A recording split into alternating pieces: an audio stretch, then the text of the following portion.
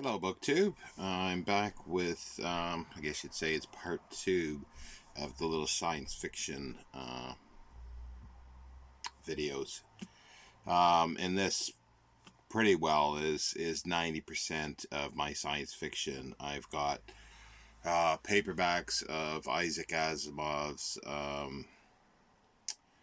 um, Robot and Foundation series. You can see probably, where is it here? I think you can see it. Yeah, you can see one of the volumes there.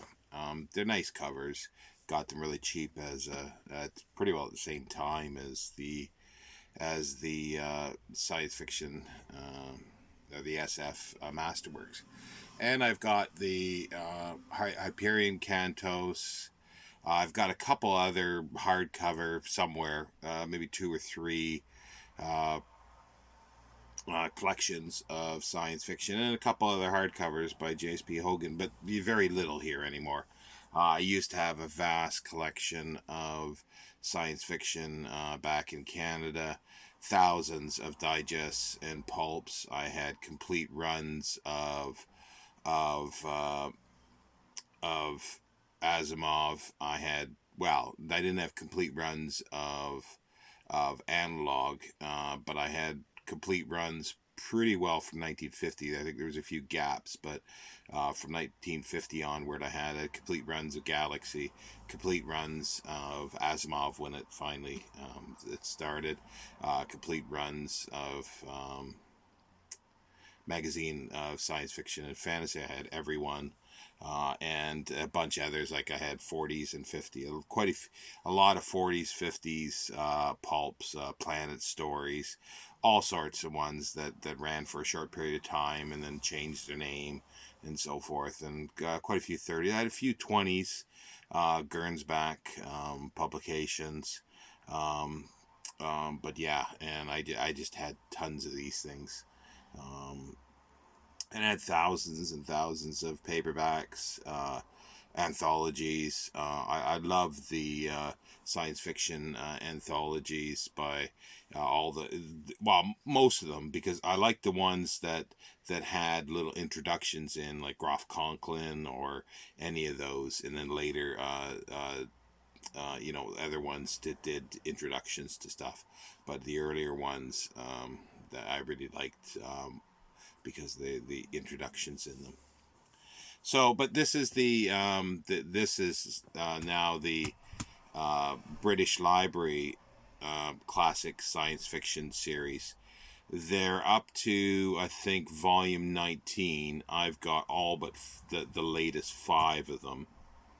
I bought these, and I think they still, like, when I went to the site just to see which ones I was missing, and I found out there's five, and Mike Ashley has written a book. It's 100 science classic science fiction in 100 books, I think, or novels. It's called, which I'd like to get. I really like Mike Ashley as a curator in the selection of stuff. I don't always like everything that he does fully, but I can understand why he's done it, and usually his introductions are really good. He's very knowledgeable, but he's done everything. He's done horror, ghost stories, you name it. His name is everywhere with sort of this kind of thing. But yeah, so this is split up between collections of short stories thematically and some novels. So let's go through the short stories first, and they will hit a few of the themes for New Worlds November. So if anybody's interested in readings on those themes. Um, this one is Beyond Time. Classic Tales of Time Unwound. They're cool covers. I like the background. I don't like so much the big circle in the middle there. But this one it's quite big. There's a lot of stories. There's familiar ones and unfamiliar ones, and they all have these little great frontispieces. They're all black and white. Some of them should be in color, but they're not. This one probably was a color because it was a cover. But this one has, well, let's say what this says is the threads of time run forward, backward, round in circles, and side by side, and this new anthology of stories from the golden age of science fiction. How can you comprehend a newspaper whose current events cover the distant future? So, um, time travel, that's the, excuse me, I think I've moving stuff around, finding stuff. There's a lot of dust in the air, so it's getting to my allergies. But yeah, time travel is the third week of November, and this has some really old stuff as well, some standards and some oddities. It's not only just the introduction. There's little introductions to each story as well. Mike Ashley does, and then The Clock That Went Backward by Edward Page Mitchell. Classic one, and The Queer Story of Brownlow's Newspaper. That's the H.G. Wells one that was referred to on the back. Omega, Amelia Reynolds Long, another author that's not that well known today, that's for sure. The Book of Worlds, Miles J. Brewer. The Branches of Time, David R. Daniels. And The Reign of the Reptiles, Alan Connell. Friday the 19th, Elizabeth Saxe Holding. She's interesting. Um, she's quite interesting. She started, I don't think she's written too much science fiction. And I mentioned the magazine of science fiction and fantasy, and that's where I think her stuff was first published. And this story should, well, let's see. Let's look at his introduction just quickly. I don't want to take too much time here. Publishing 18 novels from, but it's crime and suspense, and that's how some people may know her. Her children's book. Oh, okay, she did children's. Yeah, she also wrote 3 stories published in the magazine of science fiction and fantasy, of which this is the first. Magazine editor Anthony Boucher later wrote at the time of Holding's death that her stories of psychological suspense were so far ahead of their time in delicacy and depth that she may almost be said to have created the modern murder novel.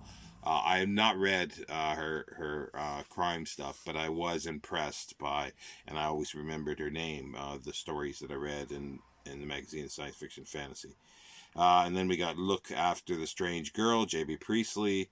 Mana by Peter Phillips. 10th Time Around, J.T. McIntosh. The Shadow People, Arthur Sellings. 37 Times, E.C. Tubb. Dial O for Operator, Robert Priestley. Yeah, these are all sort of not sort of household names definitely today. Some of those stories I know most of the authors, a few authors I'm unfamiliar with, which is great, and then there's some that I probably haven't read the short stories of. It's hard to keep track of thousands and thousands that I've read. This one is The End of the World and Other Catastrophes. So here's post-apocalyptic and potentially dystopian, but I think it's mostly post-apocalyptic. And again, this is a nice frontispiece. This has The End of the World, Helen Sutherfield. Three Dooms of London. That's the sort of heading. London's Danger, C.J. Cutcliffe Hine. The Freezing of London, Herbert C. Rideout. Days of Darkness, Owen Oliver. And Within an Ace of the End of the World, Robert Barr. The Last American, John Ames Mitchell. The End of the World, Simon Newcomb. The Great Krellin Comment, George Griffith. 2x2, John Brunner. That's a name that probably most people will recognize. Finney. Frank Lally Pollock. The Madness, Professor I, Warwick Deeping wrote other stuff as well, not a lot of science fiction, I don't think. Created He, Them, Alice Eleanor Jones, quite interesting writer. There Will Come Soft Rains, Ray Bradbury, which most people know, and that's actually from the Martian Chronicles. It's a story in the Martian Chronicles. Menace of the Monster, classic tales of creatures from beyond. Again, a great cover, except the circle there. Well, it's not quite circle on this one because the crab hand is in the way. And again, great frontispiece. War of the Worlds. I think it's only just an excerpt from it. I never actually looked closer into this, but anyway, The Cloudmen, Owen Oliver, The Dragon of St. Paul's, Reginald Bacchus, and Sea Ranger Gull. Yeah, I'm not that familiar. De Profundis, Coots, Brisbane, Dragon, H.P. Lovecraft, everybody will know. In Edmondson's Tent, John Martin Leahy, King Kong, yes, the King Kong from the RKO Marion C. Cooper film, and this by Draycott Dell and Edgar Wallace, the big thriller writer. I've actually never read the original story, so this will be, when I get around to this, it'll be a pleasure. It'll be fun. The Monster from Nowhere, Nilson S. Bond. He was quite prolific for a period. Discord in Scarlet, A.E. Van Vogt. I love A.E. Van Vogt. He's just fabulous, just a fabulous writer, and wrote tons of stuff. Monster John Christopher. I like John Christopher as well. That's a pseudonym of, I forget the guy's name now. But anyway, it's a pseudonym. Resident Physician, James White. Personal Monster, Idris Seabright. Alien Invasion, Marcia Kamen. The Witness, Eric Frank Russell. Eric Frank Russell wrote a lot of stuff, early sort of science fiction-y. Hit or miss for me, him. Not sure if I've read that one. Probably have. Moonrise, The Golden Age of Lunar Adventures. Again, a fabulous cover, except for the big dot in the center. Dead Center, Judith Merrill. She's interesting. She was I'm pretty sure she was Canadian, but anyway, there's the Merrill Science Fiction Library that's in Toronto. She donated her science fiction library as a seed for the library, a reference library.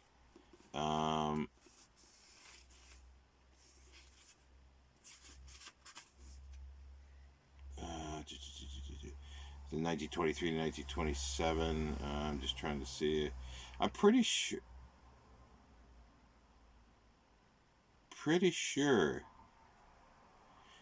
She was Canadian. Yeah, I could be wrong there, but I was quite sure. Visit to the Moon, George Griffith. Sunrise on the Moon, John Munro. First Men in the Moon, H.G. Wells. Subsatellite, Charles Chuki. Lunar Lilliput, William E. Temple. A really quite prolific early science fiction writer. I think he did stuff in the 20s as well, but 30s, definitely in 40s, I think. Nothing Happens on the Moon, Paul Ernst. I remember that being actually quite a funny story, if this is the one I'm thinking of. Whatever Gods There Be, Gordon R. Dickinson. Yeah, just, same type of, just a, prolific sort of golden age, or around that time, or maybe a little after. Idiot's Delight, John Wyndham, who I really like. After Judgment Day, Edmund Hamilton. I like Edmund Hamilton. The Sentinel, Arthur C. Clarke. The Menace of the Machine, The Rise of AI in Classic Science Fiction. Now, that is the... Which week is that? Oh, this the second week. It's AI or robots for New Worlds, November. So this has a pretty good selection, if I remember right.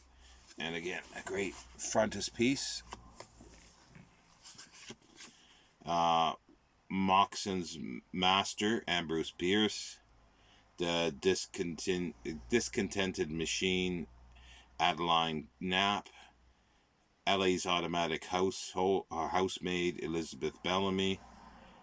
She's early. I think she's quite a very early writer, I believe. Let me just check here if I remember. Yes, yeah, very early. 1837 to 1900.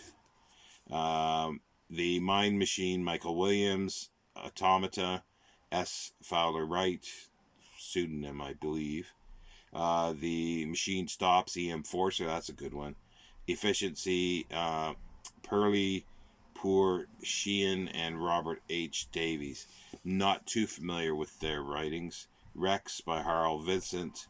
Danger in the Dark Cave, J.J. Cunnington. The Evitable Conflict, Isaac Asimov. I can't speak today. Two-handed Engine by C.L. Moore and Henry Kuttner. Husband and wife team, wrote under Murray Leinster, I think, was one of their pseudonyms. They wrote a lot of pseudonyms, and the stuff's really good. But Who Can Replace a Man? Brian W. Aldiss, British author that just died in 2017. A Logic Named Joe, Will F. Jenkins, also Golden Age again. Dial M for Frankenstein, Arthur C. Clarke again. So there's two. No, there's only one Arthur C. Clarke in this one. There's Arthur C. Clarke in other ones. Let's see here. Lost Mars, The Golden Age of the Red Planet. This one has, should have some, well, I believe it has some good stuff, and I love the frontispiece again there. Crystal Egg, H.G. Wells, so it's going right back. Letters from Mars, W.S. Latch Smyrna. The Great Sacrifice, George C. Wallace. The Forgotten Man of Space, P. Schiller Miller. Interesting writer. I think the jury's out for me on him, but I do like it. And then Martian Odyssey, Stanley G. Weinbaum. I believe he did editing too, if I remember right. There's lots of collections edited by him. Good writer. Yala, Ray Bradbury. I'm not sure if I know that story. So this is interesting, yeah, because there'll be stuff that I don't know, which is great. Measureless to Man, Marion Zimmer Bradley. She's an author that, again, I guess I would say the jury's out still, even though I've read a bit of her stuff. Without Bugles, E.C. Tubb. I liked E.C. Tubb. He's one of these pulp ones. It just, he just churned out stuff, but it's good. Crepuscus, Etienne Walter M. Miller Jr. of Catechol for Leibowitz fame. The Time Tombs, J.G. Ballard. Not familiar with that story. Now we get into the novels.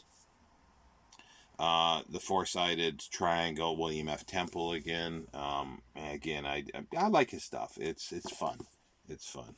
Well, I guess I can tell you when this stuff was written. Oh, it's got a great frontispiece of amazing stories. I had a lot of those too. I had some from the 20s, 30s. I had probably it sort of stopped and started again several times. It went from large format to digest, and then sometime in the 80s, I think it went back to large format, or was it early? It went back to large format for a while, and then it died again. And I believe it's still there, but as online, I think. This is 1949. FourSided Triangle by. So he's definitely in the golden age era. The Tide Went Out, Charles Eric Maine, again, a very prolific writer. Um, well, yeah, I'm just looking at the bag here. Prolific writer of science fiction novels in the 50s and 60s. Maine was renowned for fast-paced thriller plot lines which explored the unintended consequences of scientific progress. So there's a lot of interesting ideas in his stuff. I think there's another one here by him. Yeah. The Darkest of Nights. I don't remember this one. Ah, interesting. A deadly plague engulfs East Asia. The rest of the world's governments look on callously until the shadow of the new virus begins to sweep across the globe. Sound familiar? As the pandemic draws near to Britain, shelters are hastily constructed, and when the death toll rises and the populace finds themselves sacrificed for the sake of the elite, the cry for revolution rings out amidst the sirens. Charles Eric Maine's subversive novel shows that even the heroes may succumb to brutality as humanity descends into a desperate scramble for survival. I don't think I've read this one. I guess you could call that a sort of, well, it depends on how far it goes. It could be post-apocalyptic. This is 1962. Yeah, I'm not familiar with that. And yeah, there's some slides of bacteria and viruses. Yeah, that's kind of interesting. I think I'm going to put that closer to the top of to be read. Wild Harbor, Ian McPherson. Don't know this one. I have not read this one by him. He was an early science fiction writer. Again, this was probably written in the 20s or 30s. 1936.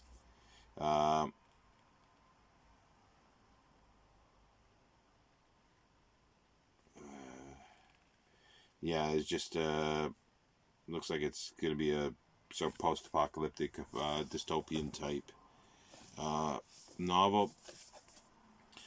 Here's an interesting author, a very interesting author, Muriel Jager, early science fiction author. I've only read, I think, one of her novels. I'm not sure which one now.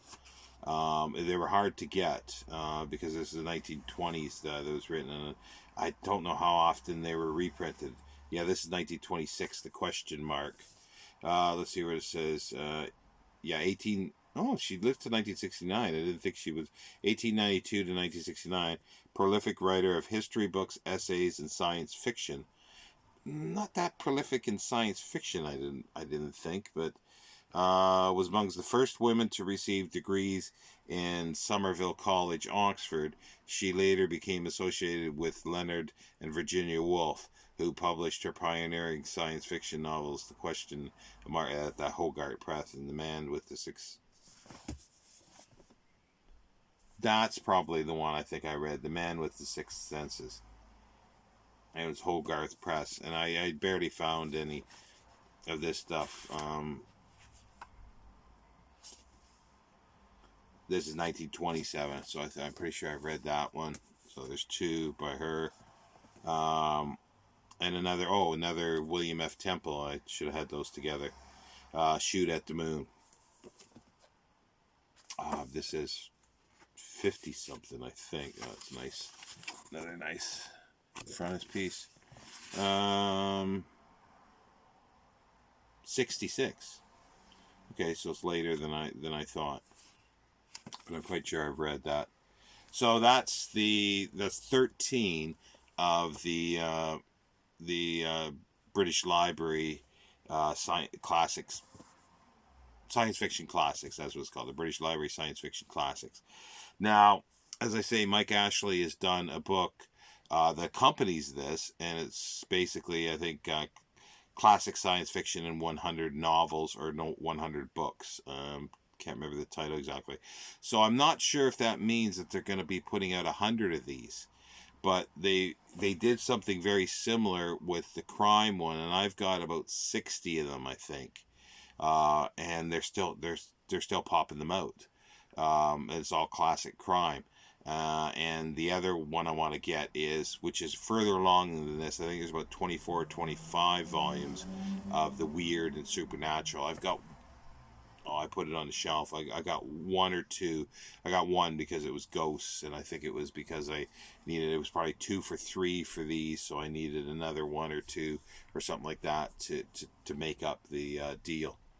But anyway, that's going to be it for my sort of science fiction. If I can find the other sort of compilations and or put together the because these Harper Asimov ones have really fabulous covers on them.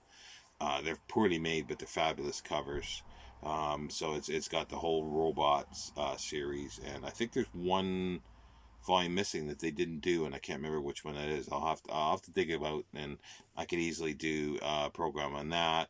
And as I say, I've got a few, 2 or 3 larger hardcover compilations, like hard science fiction and so forth, if I can find those. But yeah, there was a previous question on the first one about whether I'll do a shelf tour of science fiction. Well, this is it.